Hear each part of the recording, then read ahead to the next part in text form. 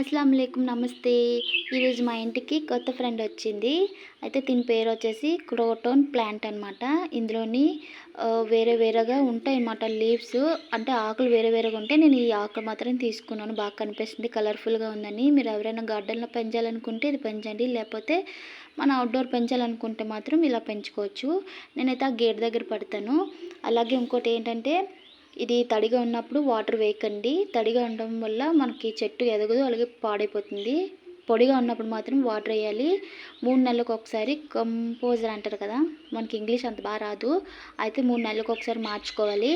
ఇది ఎండలో ఉండకుండా నీడ పాటున పెట్టుకోవాలి. అవుట్డోర్ అంటే కిటికీ దగ్గర కూడా పెట్టుకోవచ్చు.